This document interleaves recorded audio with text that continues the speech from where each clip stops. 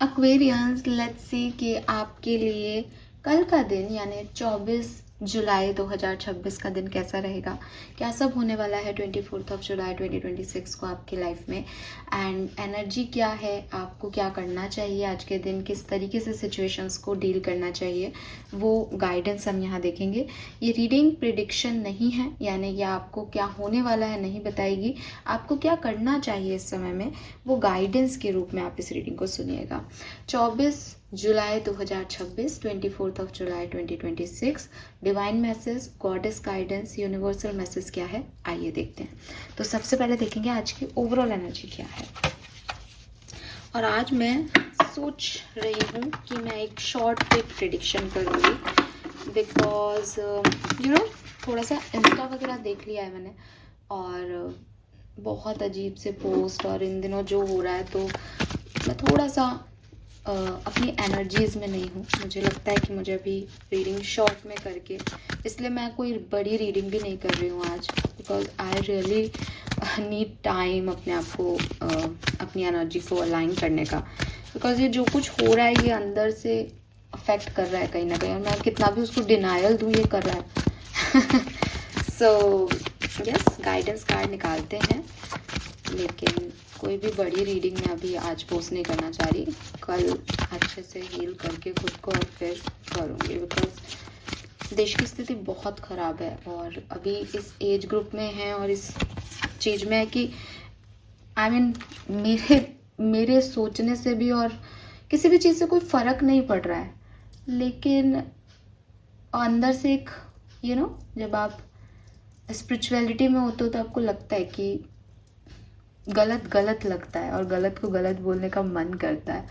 तो वो वाली जो एनर्जी है ना, वो अंदर से एक अलग ही लेवल पे जाग रही है। ऊपर से तो थोड़ा सा भी इंस्टा चला लो, मैं तो इसलिए डिजिटल प्लेटफॉर्म को कम ही चलाती हूँ, अवॉइड ही करती हूँ, बिकॉज इन पे काफ़ी चीज़ें जो है वो बनावटी भी हैं, और आप जब इमोशनली एक चीज़ फील करने लगते हो तो वो बाकी बनावटी चीज़ों पे आपका ध्यान जाता है। मैं इसको बिल्कुल मानती हूँ, तो इसलिए थोड़ा सा डिस्टर्ब माइंडसेट में कोई भी वीडियो या कोई भी रीडिंग नहीं करना चाह रही, बट क्योंकि एक डेली रूटीन है इसलिए ये कार्ड लिया है। ऑल राइट, तो अभी बाकी की सारी चीज़ों को प्लीज़ बाहर ले जाओ थोड़ी देर के लिए और हमें बताएं कि 24 जुलाई का ओवरऑल एनर्जी क्या है। We have Aries, number 1 act. So Aries जो है वो मंगल की राशि है, मेष राशि, पहली राशि है। वर्ड भी लिख रहा है यहाँ पे, कीवर्ड भी एक्ट, एक्शन, तो बहुत सारा एक्शन होने वाला है चारों तरफ, ठीक है। और ये एक्शन जो है वो आपके लिए आप किसी अपने आइडिया पे काम कर रहे हैं, आपके मन में कोई विचार था, उस विचार को आप आगे लेके जा रहे हैं, या आपका कोई ड्रीम था अपने फाइनेंसिस को लेकर के, या अपनी पावर में आने को लेकर के, कि बहुत लंबे समय से आप कोई एक्शन नहीं ले रहे थे, अब आज आपको ऐसा लगेगा कि नहीं, फाइनली मुझे ये काम करना चाहिए, बहुत डिले हो गया, या फाइनली मुझे इस आइडिया पे वर्क करना चाहिए। तो आज आप चुप तो नहीं बैठने वाले हो, एक्शन ओरिएंटेड रहोगे, काम करोगे, बहुत सारा काम आएगा भी, इसीलिए कर रहे हो। या जो पुरानी चीज़ें आपके हैं कहीं ना कहीं माइंड में, उस पर काम कर रहे हो। प्यार को लेकर के भी कोई एक्शन ले सकते हो, फाइनेंसिस को लेके भी कोई एक्शन ले सकते हो, अपनी लाइफ में अपने डिसिप्लिन को लेके कोई एक्शन लो कि नहीं, मेरे को जिम जाना है, मुझे फलानी चीज़ खानी है, फलानी चीज़ छोड़नी है, कोई भी एक्शन जो है वो यहाँ पे दिखाई देता है। ओके, गाइडेंस क्या है एक्वेरियंस के लिए? Guidance for Aquarians,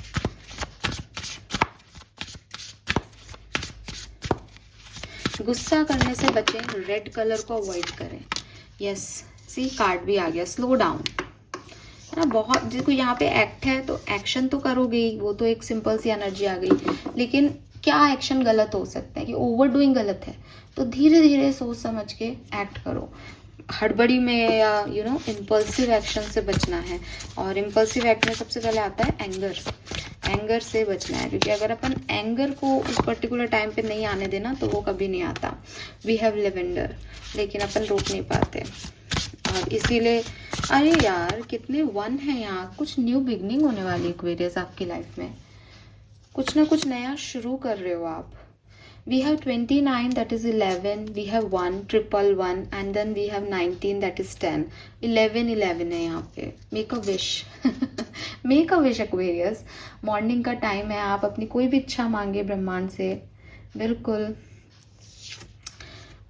Oh my God. What is happening? What is happening Aquarius? मतलब मैं इस मूड में तो नहीं बैठी थी यार. मैं तो बता दिया आपको मेरा मूड क्या था. पर ये तो कुछ बढ़िया वाली एनर्जी आ रही है यार आपके लिए. तो वी हैव 11 11 11. आप देखो कितने बने यार आपकी रीडिंग में. आपको मिल रही है एक न्यू बिगनिंग. एक न्यू बिगनिंग होने वाली है. मैं आपके लिए ओशो से एक कार्ड निकाल रही हूँ, ठीक है. हाँ, एक न्यू बिगनिंग होने वाली है आपके लिए. इतने 1 क्यों है इस रीडिंग में? आइसोलेशन और बॉटम में है इनोसेंस. एक न्यू बिगनिंग, एक नई कहानी रची जा रही है.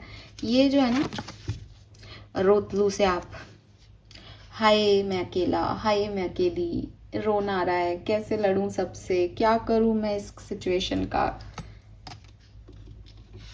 आप हो रहे हो, मैं पेंट करूंगी अपनी लाइफ में सन को वापस से.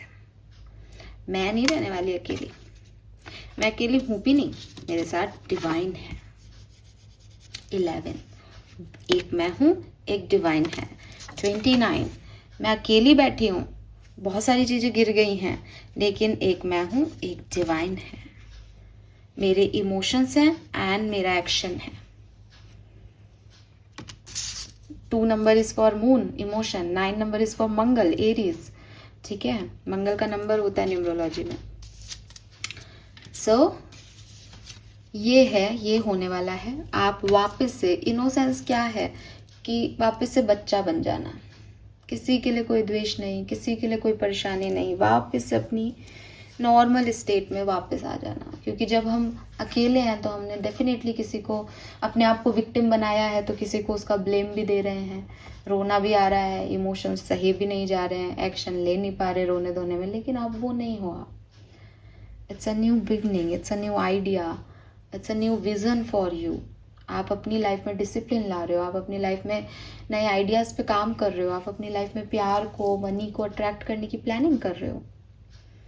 अब इसमें करना कैसे है ये प्लानिंग? आपको सबसे पहले उन लोगों का चयन करना है जो आपके साथ अच्छे हैं. ठीक है, लाफ्टर शोज देखने हैं, कॉमेडी वीडियोस देखने हैं, जिनसे आपको हंसी आए, जिनके साथ आप टाइम स्पेंड कर सको. जब आप ऐसा करोगे तो आप जो है वो अच्छा महसूस करोगे. और ज़रूरी नहीं है कि मेरे पास एक लंबी चौड़ी हर व्यक्ति को ही मुझसे प्यार करना चाहिए, एक लंबी चौड़ी लिस्ट होनी चाहिए मेरे लोगों की. नहीं, अगर मेरे पास 1 या 2 दोस्त भी हैं और वो मेरे हैं, तो बस मैंने अपने दिन में आधा घंटा उनसे बात कर ली, ख़त्म. मेरे दुख दर्द बांट लिया. अब ठीक है, कोई है मेरे पास, मैं अकेला नहीं हूँ फील कराने के लिए. बाकी एक बात हमेशा ज़िंदगी में याद रखना, वो क्या, कि कोई आपसे कितना भी प्यार करे, पर वो आपकी मनोस्थिति एक्चुअली में नहीं समझ सकता. और जब मैं ये बात बोल रही हूँ ना, तब मैं लिटरली खुद भी अपने अंदर के एक, I am not saying guilt है, लेकिन एक काइंड ऑफ गिल्ट है, बिकॉज मुझसे तो निकल गई हूँ मैं. लेकिन द थिंग इज़ कि हाँ, मतलब आप कई बार अपने लोगों का भी सपोर्ट नहीं कर पाते. आप नहीं समझ पाते हो कि उस सिचुएशन में वो क्या चाहते हैं आपसे. और ऐसा हो जाता है एक्वेरियस.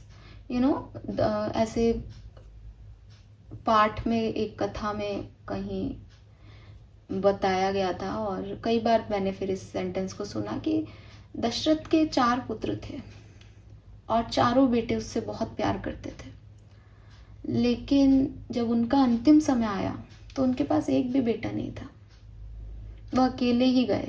और जो उनका जो हिंदू धर्म के हिसाब से रिचुअल वाइज जो अंतिम संस्कार होता है, वो भी मतलब उनको बहुत लेट नसीब हुआ.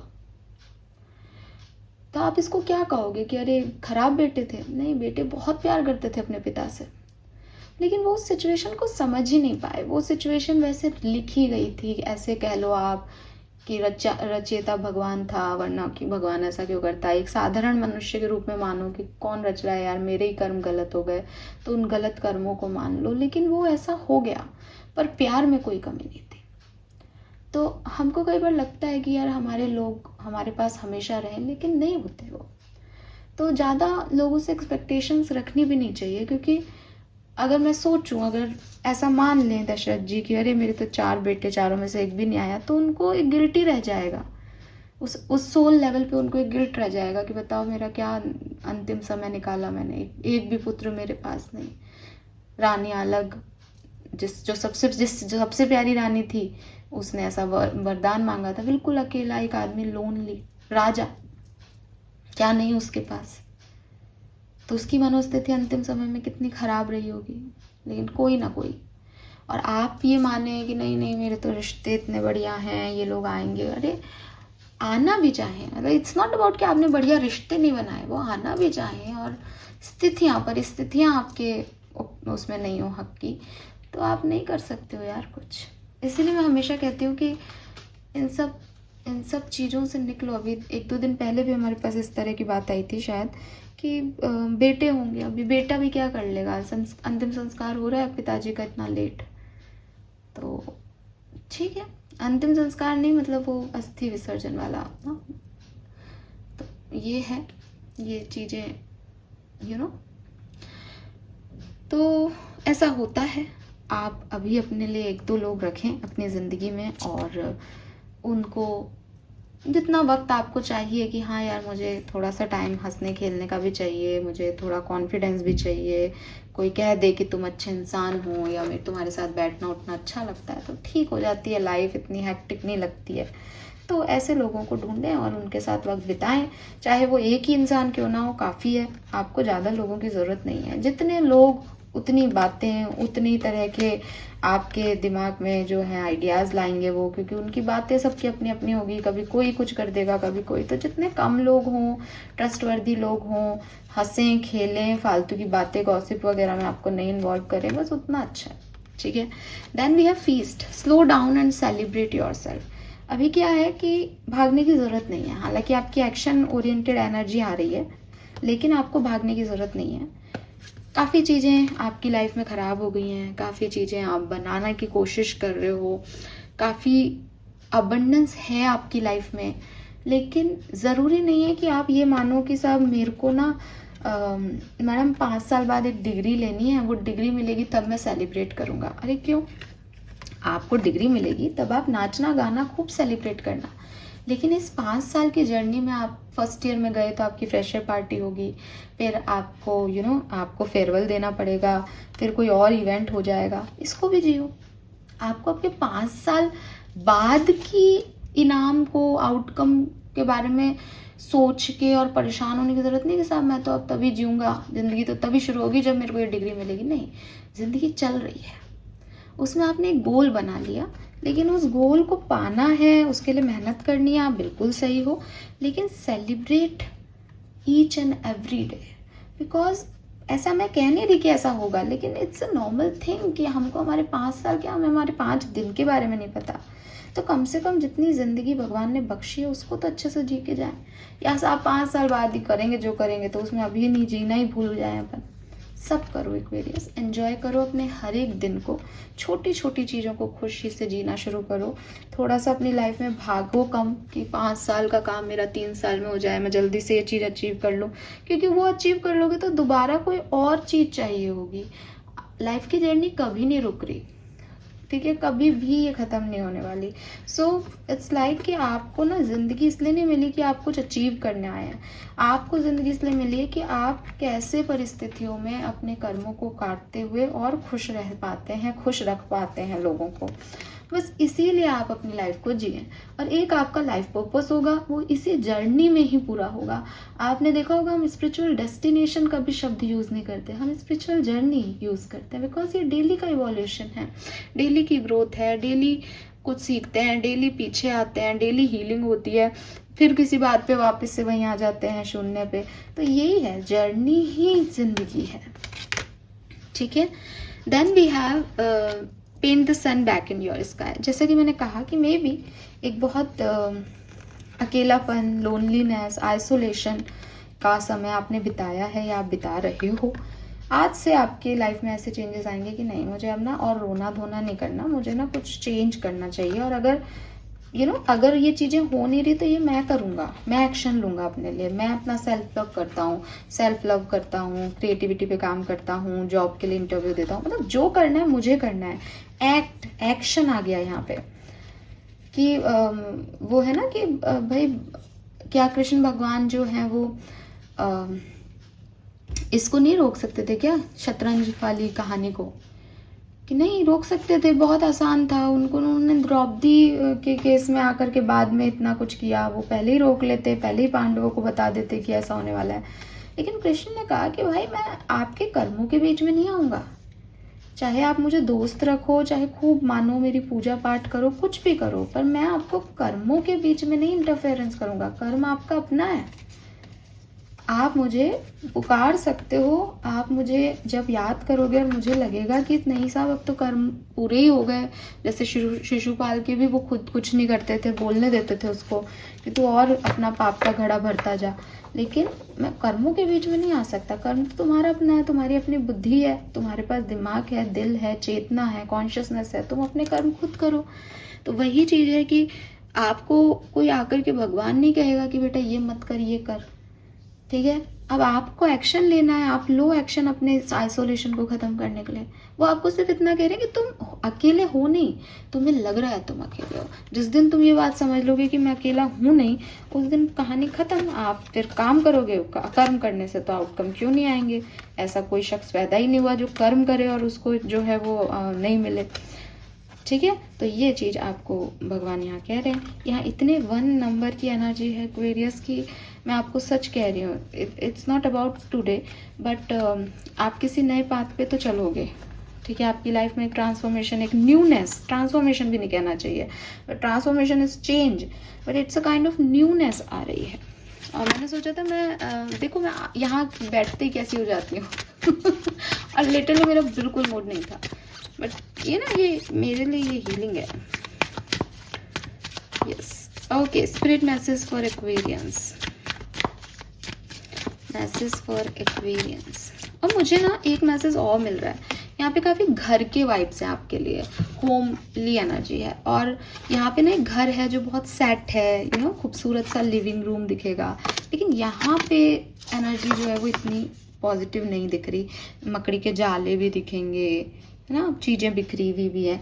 आपको कहा जा रहा है कि जो खराब है ना, चाहे घर की सफाई करो, चाहे अपने दिमाग की सफाई करनी हो, चाहे अपने आइडियाज़ की सफाई करनी हो, आपकी लाइफ में ना अभी बहुत सारी चीज़ें ऐसी हो गई कि अच्छी भी वही हैं रखी हुई। आपने सुंदर सा एक फ्लावर पॉट भी रख लिया, और फ्लावर पॉट के नीचे जो है वो मिट्टी भी हो रही है।